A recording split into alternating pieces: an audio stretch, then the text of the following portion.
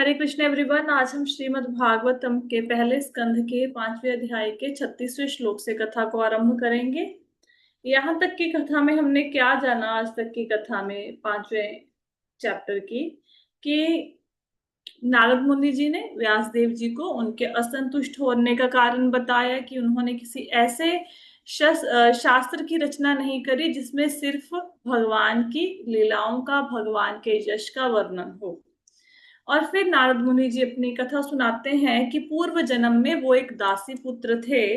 उनके घर पर उनकी जो माता थी वो साधु संतों की सेवा करती थी, और चातुर्मास के मंथ में संत महात्मा उनके घर पर आके रुके।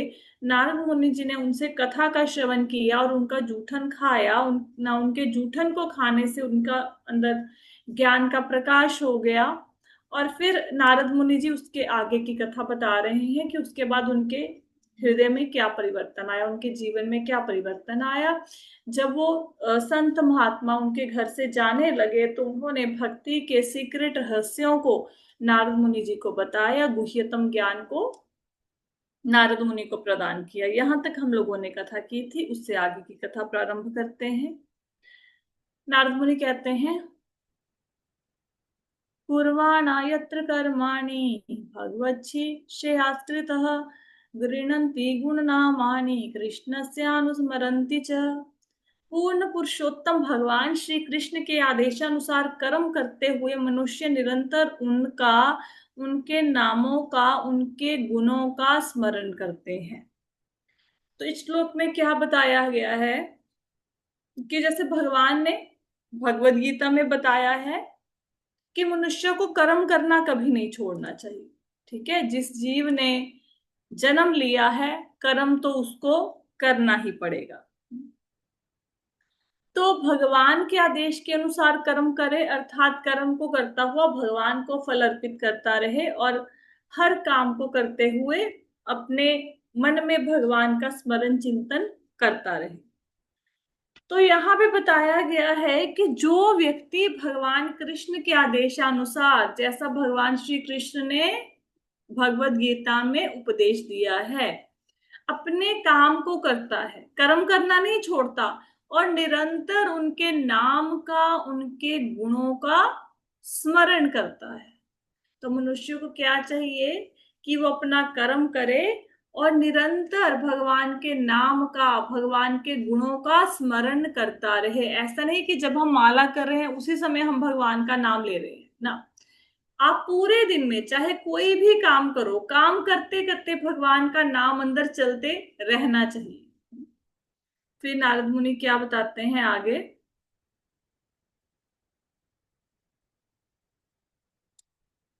ओम नमो भगवते तुभ्यं वासुदेवाय धीमहि प्रद्युम्न अनिरुद्धाय नमः संकर्षणाय च।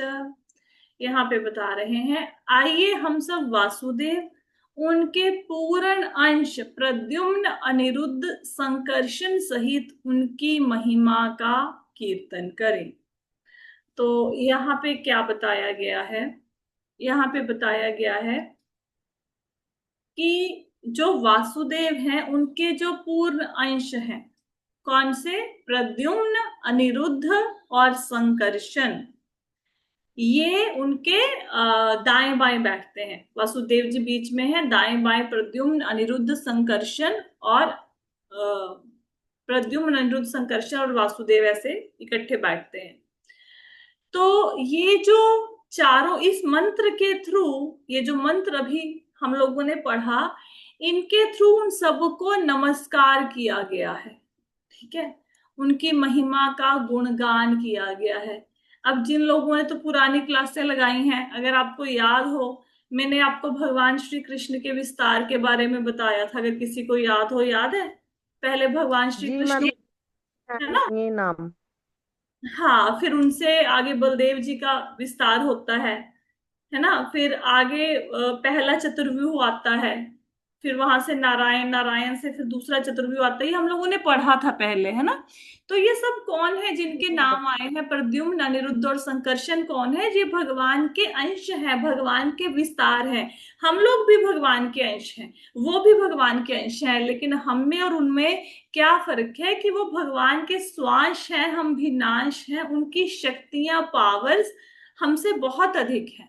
उनमें भगवान जितनी ही शक्तियां हैं, लेकिन हम में उन शक्तियों का सिर्फ अंश मात्र है। हम्म। तो यहाँ पे उन चारों को नमस्कार किया गया है। प्रद्युम्न, अनिरुद्ध, संकर्षण को वासुदेव सहित नारद मुनि उनको नमस्कार करते हैं। ठीक है। तो आगे क्या बताते हैं नारद मुनि? इति मूर्त्यभिधानेन मंत्रमूर्तिमं मूर्तिकं यजते यज्ञ पुरुषं च समज्ञ दर्शनः पुमान्। इस प्रकार वास्तविक दृष्टा वही है जो दिव्य मंत्र मूर्ति भगवान श्री भगवान विष्णु की पूजा करता है, जिनका कोई भौतिक रूप नहीं होता। तो यहाँ पे क्या बताया गया है? देखो, लोग भी पूजा करते हैं, किसी ना किसी की पूजा तो कर ही रहे हैं ना, चाहे देवी देवताओं की करते हैं, कोई अपने पितरों की पूजा करता है, कुछ लोग भूत प्रेतों की पूजा करते हैं। तो सब लोग पूजा तो कर रहे हैं, कहीं ना कहीं पे तो उनकी श्रद्धा है। लेकिन वास्तविक दृष्टा कौन है? मतलब वास्तविक सत्य को कौन जानता है? जो भगवान विष्णु की पूजा करता है। ठीक है। और भगवान विष्णु का कोई भौतिक रूप नहीं होता। जैसे हम लोगों का जो रूप है ये भौतिक रूप है, हमारी मृत्यु होगी, ये हमारा रूप खत्म हो जाएगा, फिर दूसरे जन्म में हमें कोई और रूप मिलेगा। लेकिन भगवान विष्णु का कोई भौतिक रूप नहीं है, उनका रूप दिव्य है। जैसे हमारी इंद्रियां हैं और जो भगवान की इंद्रियां हैं उनमें फर्क है। अब हम तो आंखों से सिर्फ देख सकते हैं, लेकिन भगवान आंखों से भोग भी, अगर हम उनको अर्पित करेंगे, वो भोग भी ग्रहण कर सकते हैं। हम अपने आंखों से खाना खा सकते हैं? नहीं खा सकते, आंखें जल जाएंगी। ठीक है। हम लोगों ने संतान उत्पत्ति करनी हो तो मेल फीमेल के यूनियन से ही संतान उत्पन्न होगी, और कोई इसका वो नहीं है, और किसी तरीके से संतान को उत्पन्न नहीं किया जा सकता। तो लेकिन भगवान ने जब ब्रह्मा जी को प्रकट किया तो उन्होंने लक्ष्मी जी की सहायता नहीं ली। ठीक है। और उनके नाभि कमल से नाभि से कमल का फूल निकला, उस पे ब्रह्मा जी विराजमान थे। अब कोई ऐसे संतान को उत्पन्न कर सकता है? नहीं कर सकता ना। तो हमारी और उनकी इंद्रियों में भेद है, उनकी इंद्रियां दिव्य हैं।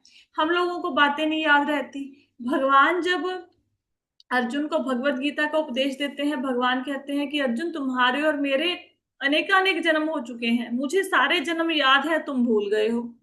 इसी प्रकार हमारे यहाँ पे किसी बालक का जन्म होता है तो बालक कैसे जन्म लेता है? बालक रोता हुआ धरती पे आता है ना। उसको कोई सुध बुध नहीं होती, वो पूरी तरह से माता पिता के ऊपर आश्रित होता है।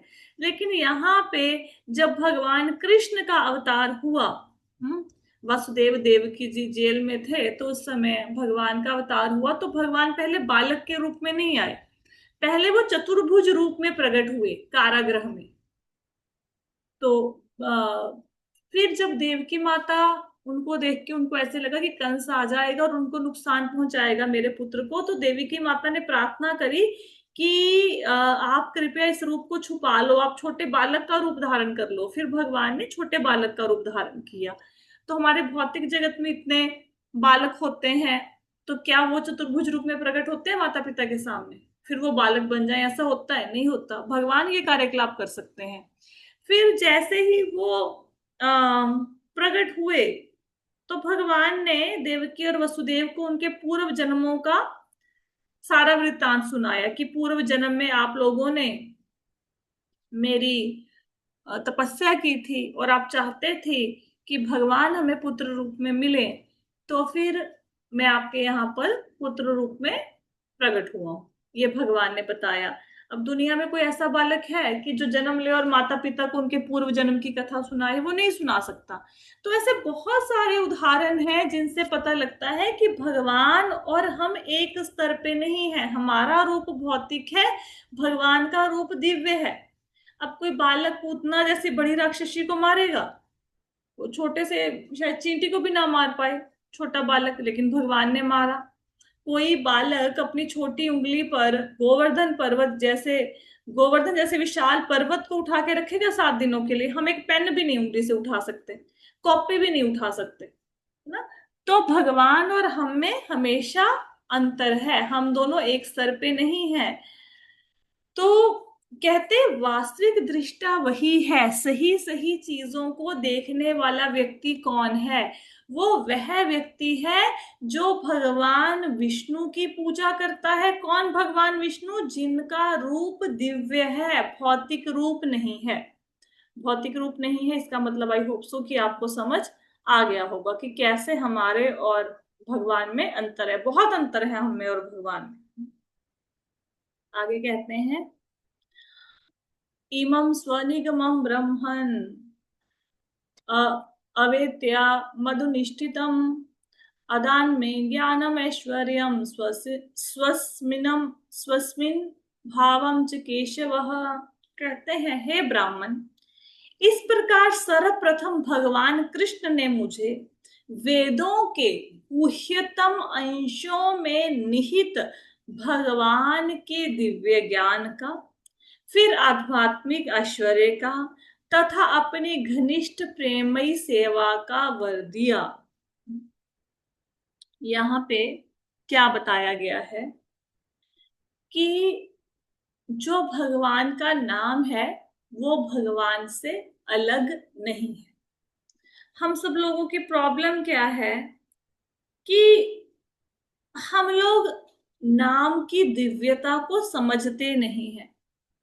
कहते हैं कि जब हरे कृष्ण महामंत्र का उच्चारण करते हो उस समय राधा कृष्णा आपकी जिह्वा पर आके नृत्य करते हैं, लेकिन हम लोग बड़े केयरलेसली मंत्रा का उच्चारण करते हैं। तो भगवान तक पहुंचने का सबसे सरल मार्ग है नाम।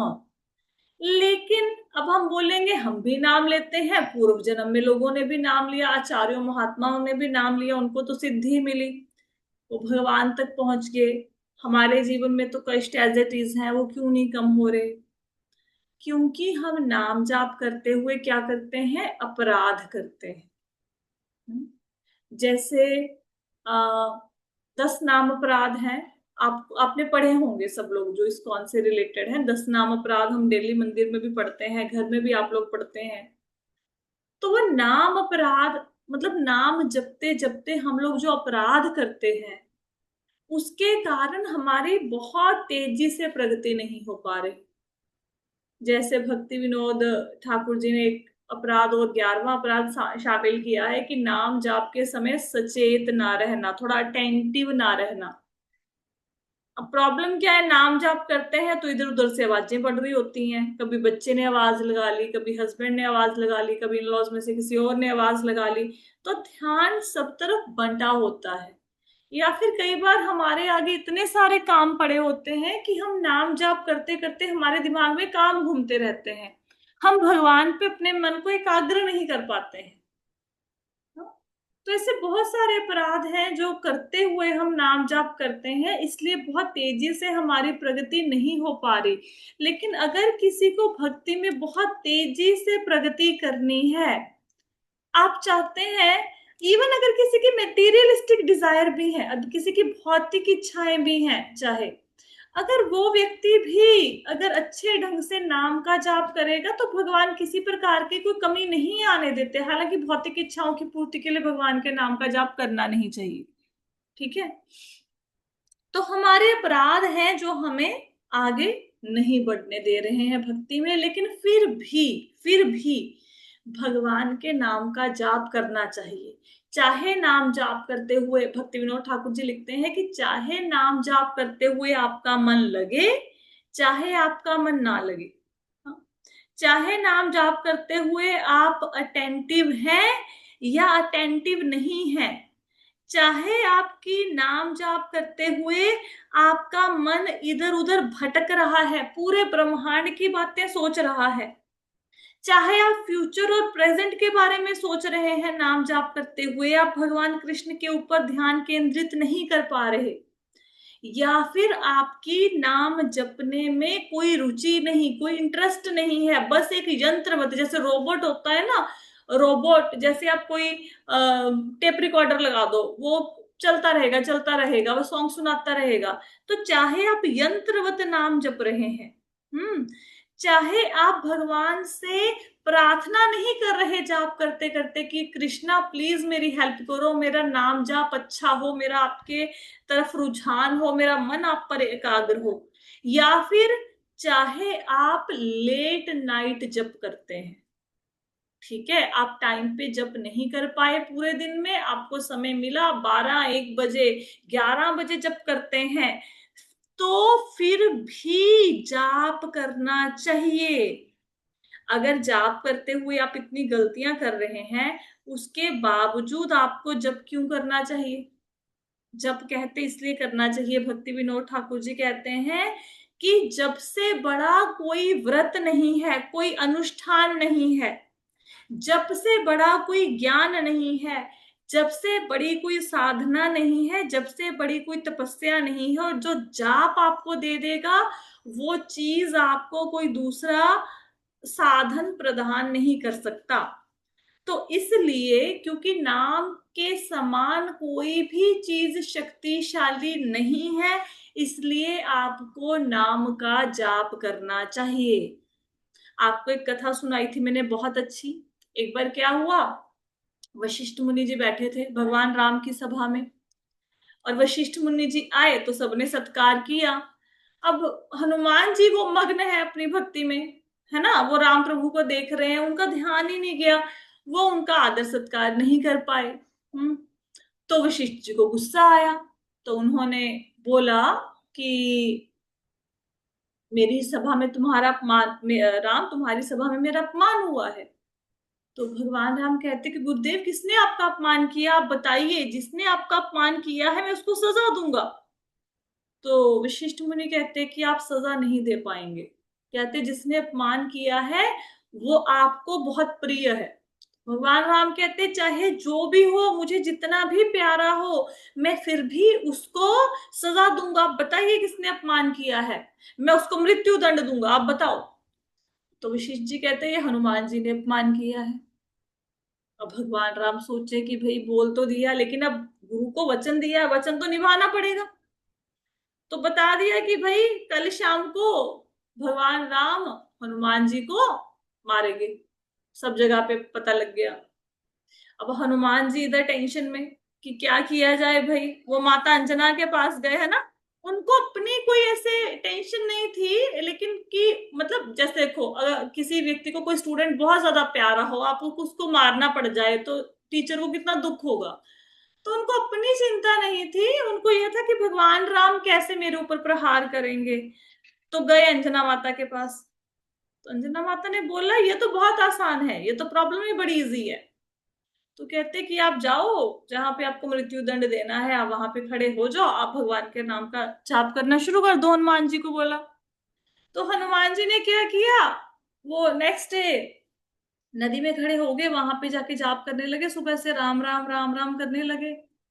जो सजा देने का समय था, निर्धारित समय पे भगवान राम आए, और क्योंकि उन्होंने मतलब भगवान राम ने बोला था कि मैं अपने हाथों से उसको मृत्यु दंड दूंगा जिसने आपका अपमान किया है, तो उन्होंने शस्त्र निकाला, तीर कमान लिया और चलाया हनुमान जी पे। अब शस्त्र काम ना करे, फिर दूसरा चलाया बाण, वो काम ना करे, फिर बाण चलाया, फिर काम ना करे। वशिष्ठ जी को गुस्सा आ गया। वशिष्ठ जी कहते हैं कि तुम्हारी इच्छा ही नहीं है दंड देने की, तुम जानबूझ के ढंग से तीर ही नहीं चला रहे हो, तुम मारना ही नहीं चाहते हो उसे।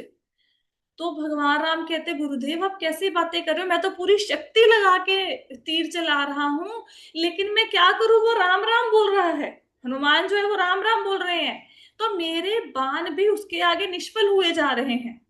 तो कहते मेरी शक्ति नाम के आगे कुछ नहीं है। आप सोचो, इसीलिए कहा जाता है राम से बड़ा राम का नाम। तो भगवान का जो नाम है वो भगवान से भी बड़ा है। भगवान ने अपनी सारी शक्तियां अपने नाम को दे दी, सारी शक्तियां। लेकिन हम लोग, क्योंकि हम भौतिक जगत के लोग हैं, जितनी बुद्धि भगवान ने दी है उतनी तो उसका भी उपयोग नहीं करे। वैसे तो जैसे कुएं का मेंढक है, उसको लगता है, उसके पास एक कुएं का मेंढक था, उसके पास कूप मंडूक की स्टोरी सुनी होगी आपने। उसके पास एक मेंढक आ गया दूसरे कहीं से, वो समुंदर से आया था। तो उसको बोला, मेंढक को कहता तुम्हें पता, तुमने कभी समुंदर देखा है? वो कहता नहीं, मैंने नहीं देखा, कितना बड़ा होता है समुंदर? अपने हाथ फैला के कहता है इतना बड़ा। तो दूसरा मेंढक कहता नहीं, समुंदर बहुत बड़ा होता है। फिर और हाथ फैला, इतना बड़ा? कहता नहीं, इतना बड़ा नहीं, और बड़ा। तो कहता है अच्छा, जिस कुएं में मैं रह रहा हूं इतना बड़ा? तो दूसरा मेंढक कहता नहीं, इससे भी बड़ा होता है समुंदर। तो उसने बोला, इससे बड़ी कोई चीज हो ही नहीं सकती, तुम झूठ बोल रहे हो, कुएं से बड़ा तो कुछ हो ही नहीं सकता। क्यों? क्योंकि उसको कुएं से बड़ी चीज को कभी उसने देखा ही नहीं। अब देखा ही नहीं तो उसके लिए तो सरोवर सपना है, उसके लिए तो झूठ है, सरोवर है ही नहीं, सरोवर एग्जिस्ट ही नहीं करता, है ना? तो इसी प्रकार हम भौतिक जगत के लोग हैं, हमें आध्यात्मिक जगत की बातें समझ में ही नहीं आती, हमें कुछ पता नहीं चलता। अब हम लोग ये सोच पाते हैं, अब हमारे यहाँ पे जैसे हम लोग बोले कि ये कुर्सी है, इसने हमसे बात करनी शुरू कर दी, हम सोच भी सकते हैं? ये बात हम सोच ही नहीं सकते। और अगर बात करनी शुरू कर देगी कुर्सी, हम भूत भूत कह के भाग जाएंगे कि भूत आ गया हमारे घर में। आध्यात्मिक जगत में चीजें बात करती हैं, हमें समझ नहीं आता। ऐसे ही हम लोगों को ये लगता है कि भगवान की सेवा मतलब प्रत्यक्ष सेवा को, प्रत्यक्ष भगवान के दर्शन हो रहे हैं, हमें लगता है ये भगवान के दर्शन है। आपको प्रत्यक्ष कोई भगवान की सेवा मिली, आप बोलोगे हाँ ये भगवान की सेवा है, बिल्कुल ठीक है। लेकिन हम लोगों को ये समझ नहीं आता कि नाम जाप कितनी बड़ी सेवा है, नाम जाप अपने आप में कितना महान है। हम लोग इसकी महानता को समझ ही नहीं पा रहे। हमारे लिए भौतिक जगत में क्या सिखाया गया कि वस्तुओं में और उनके नाम में भेद है। मैं बोलूं सुबह से शाम तक रसगुल्ला रसगुल्ला रसगुल्ला, तो क्या मुझे रसगुल्ले का टेस्ट आएगा? नहीं आएगा। क्या मेरी मन तृप्त होगा? नहीं होगा। ठीक है, जुबान जरूर मेरी थक जाएगी। आध्यात्मिक जगत में ऐसा नहीं है, वहां नाम में और व्यक्ति में कोई भेद नहीं है, नाम और नामी में वहां कृष्ण और नाम एक है। लेकिन हम लोग, हमारी बुद्धि वो कुएं के मेंढक जैसी है, हमें ये बातें समझ नहीं आती, है ना?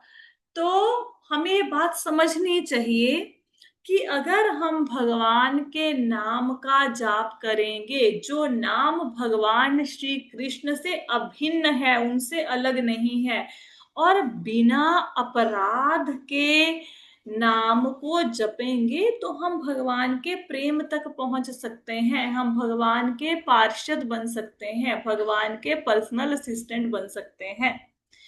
और नारद मुनि जी ने किया ये, क्या किया उन्होंने? उन्होंने भगवान के नाम का उच्चारण किया, संतों की सेवा की, उनका जूठा खाया। तो भगवान कृष्ण ने कृपा करके उनको क्या दिया? नारद मुनि को उनको ज्ञान दिया।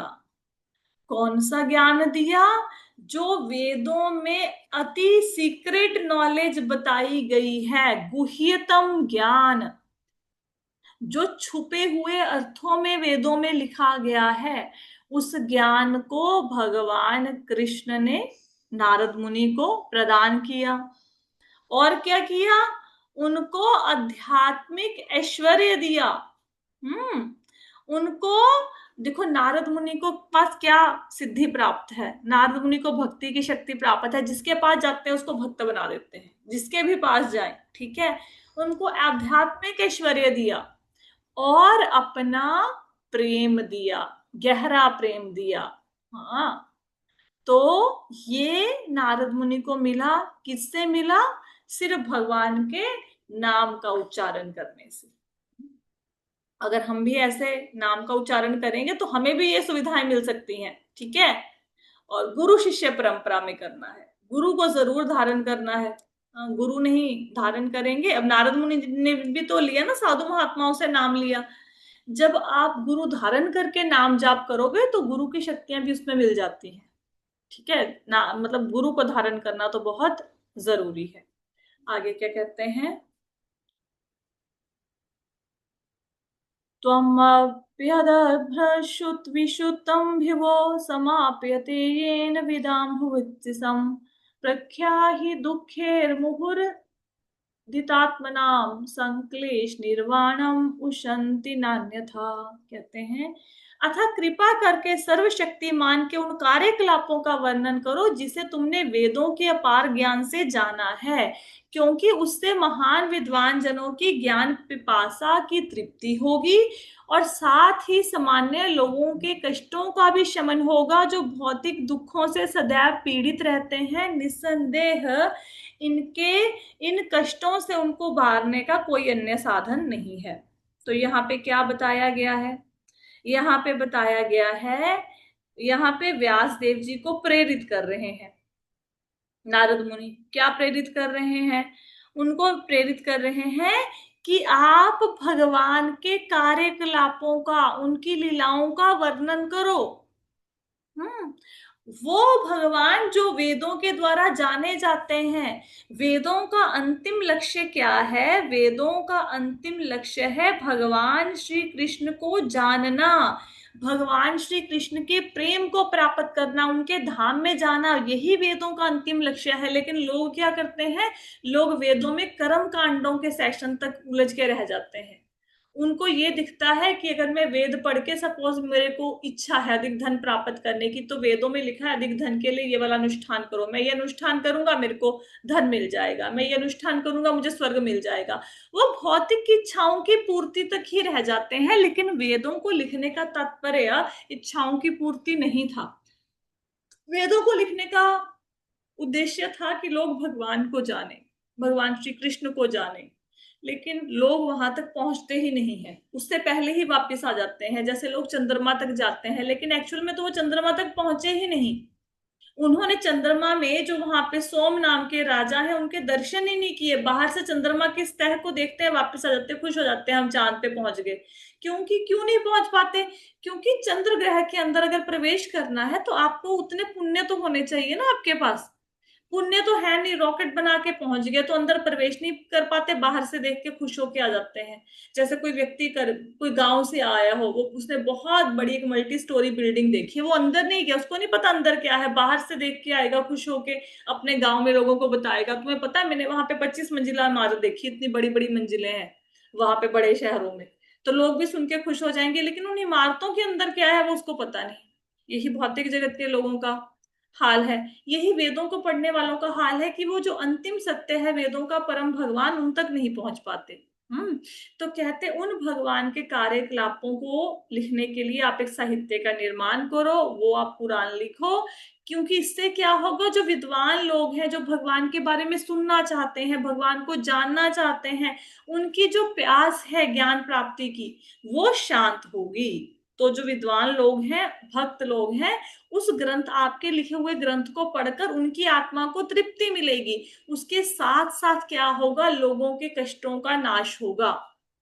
क्योंकि लोग, मतलब भगवान के पास चार प्रकार के लोग जाते हैं: आर्त, जिज्ञासु, अर्थार्थी और ज्ञानी। ठीक है? या तो वो लोग जो बहुत ज्यादा मुसीबत में पड़ जाए, फिर अंत में याद आती है भगवान की, या जिनको पैसे की जरूरत होती है। कुछ लोग मतलब भगवत गीता भागवतम पढ़ते हैं सिर्फ हमें जानना है, हम अपनी नॉलेज इंक्रीज करनी है। ठीक है? या फिर कुछ लोग ज्ञानी होते हैं जिनको पता है कि भाई हमें तो भगवान को पाना है, भगवान ही जीवन के उद्देश्य है, इसलिए जाते हैं। तो चार प्रकार के लोग भगवान के पास जाते हैं। तो ये भौतिक कष्टों में उलझे हुए जो लोग हैं, जो अपनी आ, धन की इच्छा को पूरा करने के लिए, या जो लोग दुनिया के सताए हुए हैं, वो लोग जो भगवान के पास जाते हैं, इनके कष्टों का अंत कैसे होगा? ये गीता भागवत को पढ़ के उनके कष्टों का अंत होगा। ठीक है? तो कोई ऐसा ग्रंथ लिखिए जिसको पढ़ने के बाद लोगों के कष्टों का अंत हो। कैसे होगा? जब उन ग्रंथों में लिखी होंगी भगवान की लीलाएं, और दुनिया के लोगों को कष्ट को दूर करने का कोई साधन ही नहीं है। मैं बहुत बार देखती हूँ, मेरे पास बहुत सारे लोग आते हैं, बहुत परेशान लोग आते हैं, बहुत ज्यादा।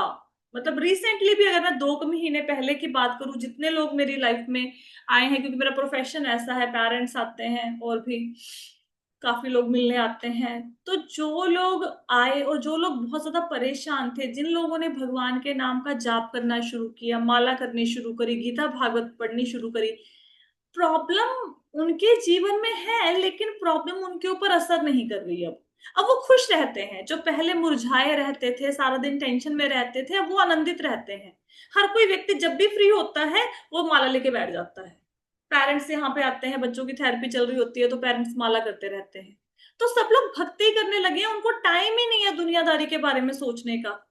तो अगर आपको बहुत ज्यादा कष्ट सता रहे हैं, किसी भी प्रकार के कष्ट, तो आपने क्या करना है? आपने भगवान के नाम का जाप करना है। भगवान के नाम को लेने से आपके सारे कष्टों का अंत हो जाएगा।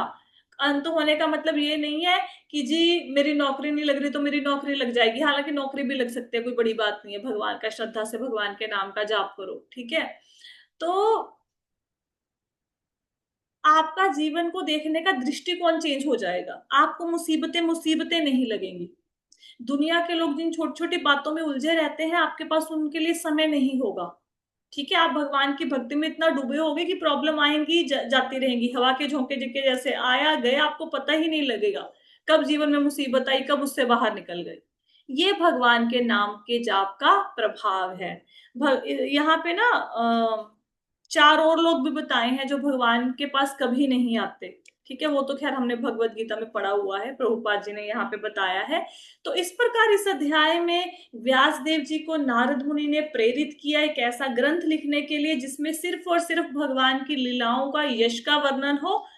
ऐसे ग्रंथ को लिखने से जिस के लिए प्रेरित किया जिसको पढ़कर परमहंस, विद्वान, ज्ञानी, भक्त उनकी तुष्टि हो, उनको आनंद दे। तो उस ज्ञान ग्रंथ को लिखने की व्यास देव जी को प्रेरणा दे रहे हैं नारद मुनि। इसके साथ ही हमारे इस अध्याय का समापन होता है। इस प्रकार श्रीमद् भागवत के प्रथम स्कंद के अंतर्गत नारद द्वारा व्यास देव को श्रीमद् भागवत का उपदेश नामक पंचम अध्याय के भक्ति वेदांत तात्पर्य पूर्ण हुए। श्रीमद् भागवतम की जय, श्रील प्रभुपाद की जय। ये अध्याय हमारा यहीं पे समाप्त होता है। किसी को कोई प्रश्न है तो पूछ सकते हैं। हरे कृष्णा माता जी। कृष्णा।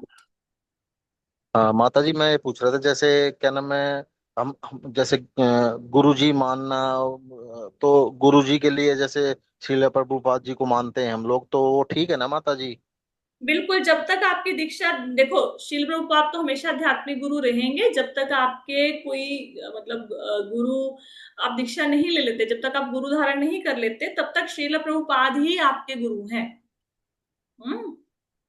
जी माता जी। माता जी फिर जैसे मान लो हमने दीक्षा नहीं ली, तो ऐसे तो हम किसको किसको गुरु जी मान सकते हैं, मतलब ऐसे? सबसे पहले तो आपके गुरु हैं भगवान श्री कृष्ण, चैत्य जी गुरु। उसके बाद आपके जी। गुरु है नित्यानंद। जो नित्यानंद जी हैं वो आदि गुरु हैं। आदि गुरु कहते हैं नित्यानंद जी को, ठीक है। उसके बाद आपके गुरु है श्रील प्रभुपाद। आप सबके संरक्षण में हो, ठीक है। अब जैसे मुझे जुड़े हुए इस कौन से 4-5 साल हो गए हैं, तो दीक्षा तो मेरी 4 साल के बाद हुई है, 4 साढ़े 4 साल के बाद। लेकिन ऐसा नहीं है कि हम गुरु परंपरा की शरण में नहीं थे, हमने तो उस लाइन को चुन लिया ना। तो आप ऑलरेडी आध्यात्मिक गुरु की शरण में हैं। ऑलरेडी भगवान आपको प्रेरणा दे रहे हैं अंदर से, तभी तो गीता भागवत की क्लासें लगा पा रहे हो, तभी तो नाम जाप कर रहे हो। तो कोई बात नहीं, जब तक आपके आध्यात्मिक गुरु आपको नहीं मिल जाते, श्रील प्रभुपाद सबके गुरु, उनके मिलने के बाद भी श्रील प्रभुपाद हमारे गुरु रहेंगे, ठीक है। और कोई प्रश्न? हरे कृष्ण माता जी। हरे कृष्णा। माता जी एक जैसे आपने वो बताया ना, भगवान का ये चारों चारों जो भगवान ने अवतार लिए, वो संकर्षण, प्रद्युम्न, उनके अवतार में वासुदेव। उनके माता जी विस्तार हैंगे, विस्तार, प्रद्युम्न, अनिरुद्ध, विस्तार, संकर्षण और हाँ वासुदेव जी सॉरी, सुदेव। हम्म। विस्तार। तो माता जी जैसे प्रथम जो चतुर्युग आया, पहले ये भगवान के अवतार मतलब विस्तार हुए, फिर दोबारा फिर वो ही हुए थे ये वाले भी? उनसे आगे विस्तार हुआ, हाँ। जैसे अभी हम लोगों को ये बातें शायद इसलिए समझ नहीं आती क्योंकि जैसे हम बोले एक भगवान विष्णु थे, उनसे फिर दूसरे भगवान विष्णु आगे, गर्भोदयी दक्षय विष्णु, उससे फिर और विष्णु आगे, क्षीरोदक्षय विष्णु, वो इतने सारे हैं, सब लोगों के अंदर है। तो भगवान अपना विस्तार दूसरे चतुर्व्यूह में क्या, वो असंख्य रूपों में अपना विस्तार कर सकते हैं। नहीं माता जी, मेरा कहने का ये मतलब नहीं, ये तो पता ही है भगवान के अनंत अवतार है। मेरा कहने का ये मतलब है कि वो ही वाले अवतार हुए थे कि अलग आए थे ये अवतार, नाम जो इनके सेम है, इसलिए पूछ रही हूँ मैं। नहीं, वो एक विस्तार है, उससे ये अलग विस्तार हुआ। जैसे दीपक से दीपक लग गया ना, वो वाली बात समझो कि पहले कृष्णा ठीक है, उनसे बलराम जी हो गए, उनसे चतुर्व्यूह आए, उनसे फिर और दीपक जले, उनसे फिर और दीपक जले, ऐसे समझ लो इसको। ठीक है माता जी। ठीक है। माता जी हाँ, एक प्रश्न और था मेरा कि हम किसी दिन माता फिर जी, से ये करेंगे, विस्तार के बारे में ना फिर से चर्चा करेंगे, एक लेक्चर और लगाएंगे। हाँ जी प्रभु जी, अब बताइए। माता जी जैसे हम जाप करते हुए आप बता रहे हो ना कि अपराध होते हैं हमसे, तो माता हम्म। जी उन अपराधों का थोड़ा एक बार बताएंगे कि हम उनसे अवगत करा देंगे, तो एक बार थोड़ा जाप करते हुए जो अपराध हो जाते हैं। ठीक है, तो कल की क्लास में हम लोग, आज तो समय होने वाला है, 10 नाम अपराध है, हम शायद चर्चा ना कर पाए। कल की क्लास में हम लोग नाम अपराध से क्लास को शुरू माता जी करेंगे। संडे है, हाँ, कल कल संडे। ठीक है। कल संडे है, कल संडे है, मंडे को करेंगे। तो मंडे को हम लोग क्या करेंगे, सबसे पहले जाप के समय जो 10 नाम अपराध हमसे नहीं होने चाहिए, जो हम करते हैं जिसके कारण हमारी आध्यात्मिक प्रगति नहीं हो पाती, उसके विषय में चर्चा करेंगे। फिर हम क्लास को आगे बढ़ाएंगे। अभी समय कम है, कंप्लीट नहीं हो पाएगा अभी अगर टॉपिक स्टार्ट कर लिया तो। ठीक है, और कोई प्रश्न? नहीं है। हरे कृष्ण माता जी। हरे कृष्ण माता हरे जी। कृष्ण माता जी। हाँ, हरे कृष्ण। दंडवत प्रणाम माता जी। एक क्वेश्चन था कि अगर चाहे, आपने बताया ना कि नाम जप करना चाहिए तो फिर एंजाइटी, तो इतना कुछ होने के बाद मतलब करते तो है, पर फिर भी बहुत एंजाइटी रहता है। मतलब जैसे जो लोग नहीं करते नाम जप, उनका जैसा हम लोग जो कर रहे हैं, हमको भी ऐसा एंजाइटी रहता है, तो वो रहेगा क्या? मतलब देखो उसको आप, कैसे सुधार लाए? अभी जो आप नाम जप कर रहे हैं ना, हमें ऐसा लगता है कि हम में और जो लोग नाम जाप नहीं कर रहे उनमें सेम एंजाइटी है, ऐसा हमें कई बार लगता है कि हम में सुधार नहीं हो रहा, वो भी इधर उधर की बातें सोच रहे हैं, हम नाम जाप करते हुए इधर उधर की बातें सोच रहे हैं।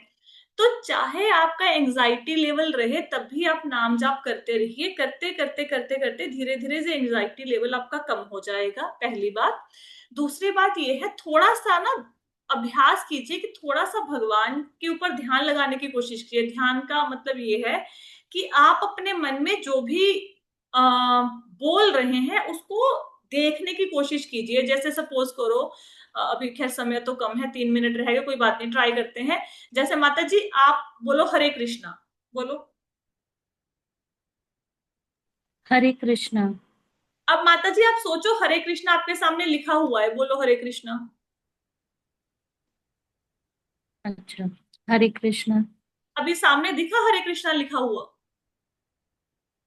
आपने बताया ना कि लिखा हुआ हाँ, दिख तो रहा है, आपको तो दिखा ना। वैसे अब साइकोलॉजी पूरी से, लाइन हाँ। सोचो कि आपके सामने लिखी हुई है, अब बोलो।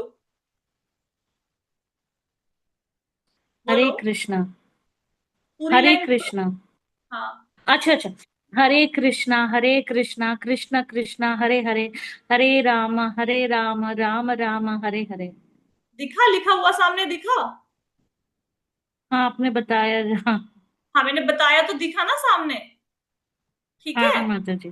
तो थोड़ा सा या तो अपने हाँ। सामने इस नाम को लिख के रख लो, या फिर मन में सोचो कि नाम सामने प्रकट हो रहा है। हरे कृष्णा जब बोल रहे हो तो हरे कृष्णा दिख रहा है सामने, राइट? और उसको सुनना है कान से। थोड़ा सा ये अगर आप ट्राई करेंगे, आपका एंजाइटी लेवल काफी कम हो जाएगा। ठीक है माता जी। थोड़ा थैंक यू। समय लग सकता है जाप में, लेकिन चाहे एक माला ऐसे करो, करके देखना, बहुत आनंद आएगा। ओके माता जी, मैं और, थोड़ा टेंशन ले और रही थी कि इतने दिन ऐसे से कर करेंगे, रहे हैं, ऐसे करते फिर भी हैं हम चाहिए। लोग ना, अभी आज भगवत गीता की क्लास तो है नहीं, लेकिन फिर भी एक काम करते हैं, हम लोग इकट्ठे होते हैं आज 3:20 पे रखते हैं ना क्लास, 3:20 पे आज मैं क्लास लॉग इन करूंगी। आज हम लोग इकट्ठे चैंटिंग करते हैं, करें सब लोग 15-20 मिनट के लिए? यस माता जी करते थैंक यू हैं। माता जी। जी ठीक माता है, जी, जी माता। माता आज हम ध्यान लगा के चैंटिंग करने की कोशिश करते हैं थोड़ा सा, फिर अपनी अपनी ना 20 मिनट का जाप करेंगे, 10 मिनट में हम रियलाइजेशन लेंगे कि आज कोई फर्क लगा चैंटिंग में। तो आज हम 3:20 पे चैंटिंग करने वाले हैं इवनिंग। ठीक है, परफेक्ट हो गया सबके लिए? जी जी माता जी जी। माता। ठीक है। ठीक है, शाम को मिलते हैं और देखते हैं कि क्या क्या आपकी माला में कोई फर्क आया, जैसा हम घर पे करते हैं डेली, या जो भक्तों के संग में हमने चैंटिंग करी। लेट्स सी, आज शाम को देखते हैं, राइट? तो 3:20 पे सब लोग रेडी होके आना, माला लेके अपनी, और मिलके जाप करते हैं आज, राइट? ठीक है, मैं सबकी वेट करूंगी, सब इकट्ठे माला करेंगे। तब तक के लिए क्लास को विश्राम देते हैं। हरे कृष्णा। श्रील प्रभुपाद जय, जी श्रीमद् माता जी। भागवत की जय। थैंक यू माता।